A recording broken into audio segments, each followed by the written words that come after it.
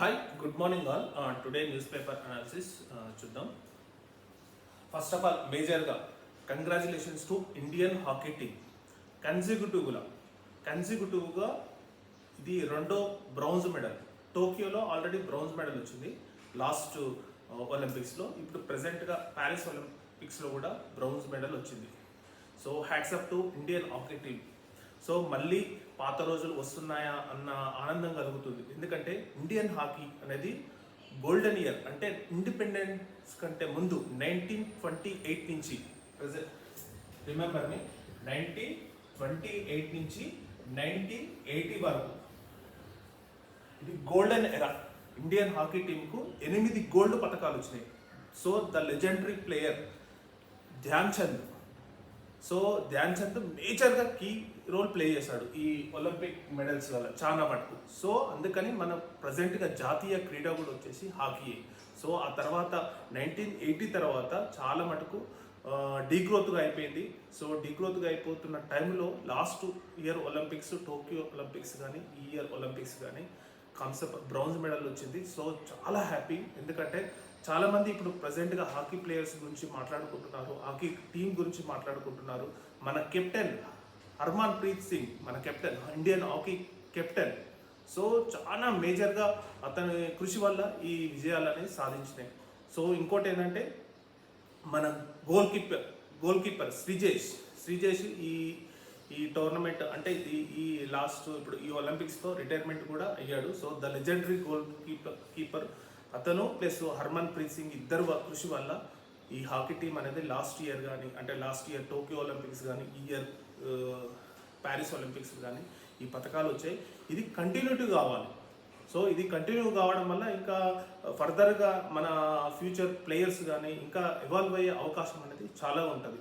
So ప్రజెంట్గా మనకు మొత్తం దీంతో పోలిస్తే 13 పథకాలు వచ్చినాయి మొత్తం ఒలింపిక్లో ఏది హాకీ టీంకు. అందులో 8 గోల్డ్, ఒకటేమో రజిత సిల్వర్, ఒకటి 4 ఏమో బ్రౌన్స్. సో మొత్తం 13 పథకాలు. 8 ఏమో గోల్డ్, ఒకటేమో సిల్వర్, 4 ఏమో బ్రౌన్స్.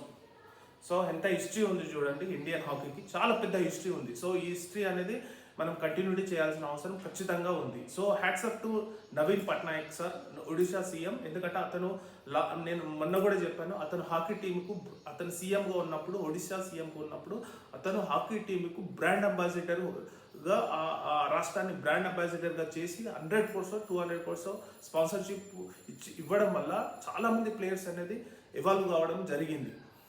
సో అదే అనమాట. సో ఇండియన్ హాకీ హిస్టరీకి ఎందుకంటే మళ్ళీ పునర్వైభవం రాబోతుంది కూడా. సో ఇది ఇంకోటి వచ్చేసి ఏంటంటే నీరజ్ చోప్రా విషయంలో అతను యాక్చువల్లీ జావెలిన్ త్రోలో ఎంత వచ్చిందంటే 89.45 మీటర్స్ వచ్చింది.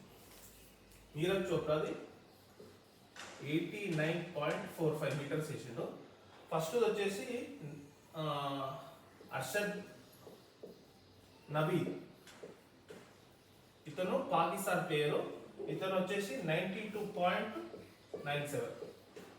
సో ఇది ఒలింపిక్ రికార్డు.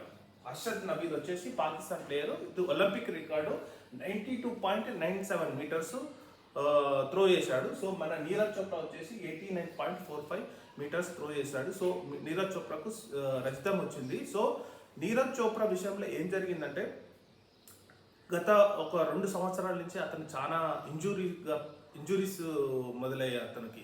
సో అతను ప్లే చేస్తాడా, అతను అసలు ఈ ఒలింపిక్స్లో పార్టిసిపేట్ చేస్తాడా లేదా అనే డౌట్ కూడా వచ్చింది.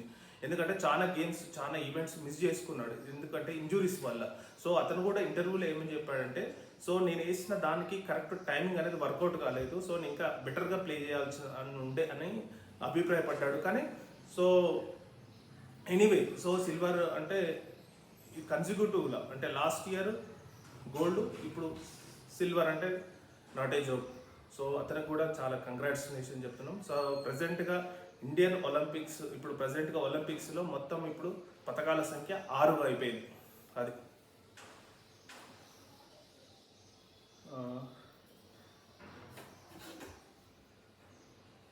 ఇంకోటి 200 మీటర్స్ రన్నింగ్లో Botswana player last 2-3 days back క్రితం ఇది 100 మీటర్స్ జరిగింది. 100 మీటర్స్లో అమెరికన్ ప్లేయర్ నోవా లైలిస్.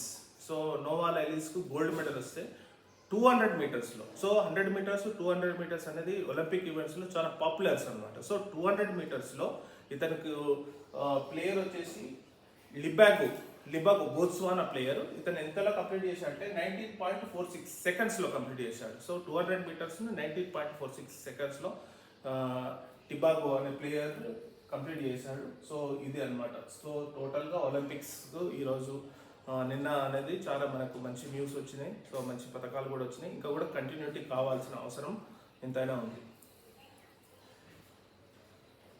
నెక్స్ట్ బుద్ధాదేవ్ కన్ను మూత అనమాట.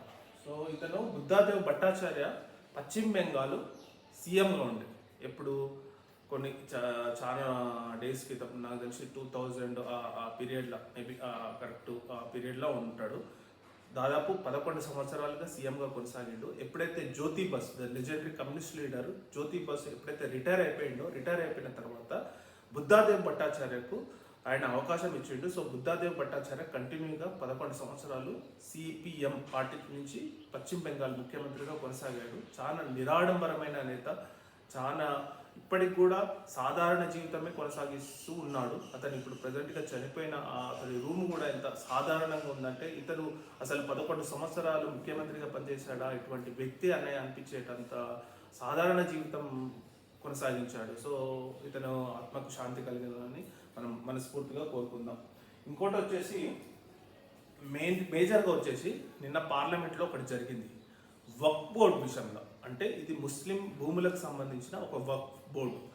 ఈ వక్ఫ్ బోర్డు విషయంలో అంటే సెంట్రల్ గవర్నమెంట్ ఏం చేసిందంటే ఇందులోకి అన్ని మతస్థులు, అంటే వక్ఫ్ బోర్డులో ఓన్లీ ముస్లిమ్స్ మాత్రమే మెంబర్స్గా ఉంటారు, చైర్మన్స్గా ఉంటారు. కానీ ఈ చట్టం చేస్తే వక్ఫ్ బోర్డు 1995 చట్టాన్ని సవరణం చేస్తే ఎవరైనా సరే అన్య మతస్థులు కూడా వక్ఫ్ బోర్డులోకి ఎంటర్ కావచ్చు.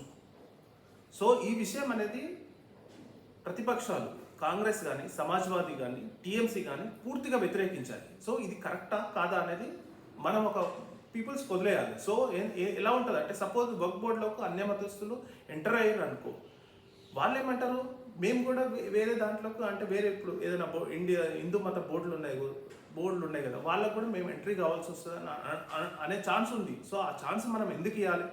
సో వక్ఫ్ బోర్డు అనేది సో ముస్లింలకు సంబంధించిన బోర్డు, ఆ ముస్లిమ్స్లే వాళ్ళ మెంబర్సే వాళ్ళ బోర్డే ఉంటుంది. సో ఇప్పుడు అందులోకి వేరే వాళ్ళను పంపించడం వల్ల అది వాళ్ళు కూడా వేరే దాంట్లోకి రావాల్సి ఉంటుంది. సో ఇప్పుడు అది ప్రజెంట్గా అది హోల్డ్లో పెట్టారు సెంట్రల్ గవర్నమెంట్. ఎందుకంటే ఇది తీవ్రమైన వ్యతిరేకత రావడం వల్ల హోల్డ్ పెట్టి జాయింట్ పొలిటికల్ యాక్షన్ కమిటీలకు, అంటే జేపీసీకి ఈ చట్టాన్ని, ఈ ముసాయిదా కమిటీని వాళ్ళకు పంపించారు. అందులో చర్చ జరిగిన తర్వాత అన్ని పార్టీలు ఓకే అన్న తర్వాత మేబీ పార్లమెంట్లో పాస్ చేస్తారా, దాన్ని హోల్డ్ చేస్తారా అనేది ఇంకా సెంట్రల్ గవర్నమెంట్, ఇంకా బీజేపీ గవర్నమెంట్ మీద ఆధారపడి ఉంటుంది. సో ఇది వక్ఫ్ బోర్డు చట్టం అనేది అట్లా ఉంటుంది అన్నమాట. సో ఇంకా అది ఎంతవరకు జరుగుతుందో చూడాలి.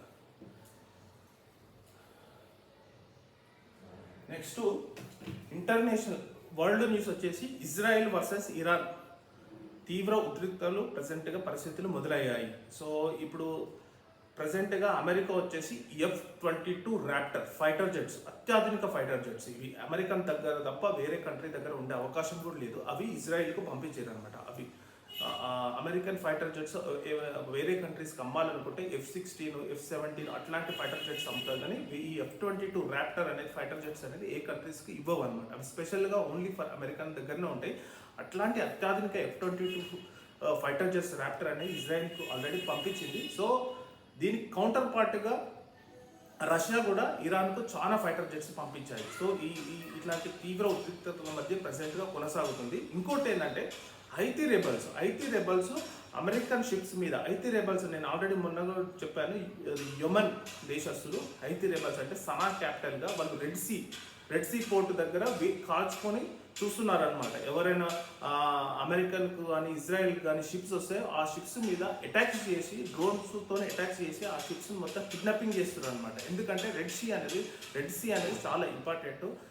దాదాపు 10-12% షిప్పింగ్ అనేది ఈ రెడ్ సీ ద్వారానే జరుగుతుంది. ఎందుకంటే రెడ్ సీ నుంచి సోయాజ్ కెనాల్ నుంచి యూరోప్ కంట్రీస్కు వివిధ రకాల పట్టణాలకు షిప్పింగ్ జరుగుతుంది. సో అక్కడ ఈ అమెరికాకు సంబంధించిన షిప్స్ కానీ ఇజ్రాయెల్కి ఫ్రెండ్ కంట్రీస్కి ఉన్న షిప్స్ కానీ అటాక్ జరుగుతున్నాయి. సో దీని మీద కూడా అమెరికా తీవ్రంగా రియాక్ట్ అయ్యి హైతీ రెబల్స్ను డ్రోన్స్ను వాళ్ళ అన్నిటినీ సర్వనాశనం చేయబోతుంది అనమాట. సో ఇట్లాంటి తీవ్రోద్రిక్తలు ప్రజెంట్గా జరుగుతున్నాయి. ఏది ఇజ్రాయెల్, ఇరాన్, హైతీ రెబల్స్ ఇవన్నీ జరుగుతున్నాయి ప్రజెంట్గా వరల్డ్ న్యూస్ వచ్చేసి.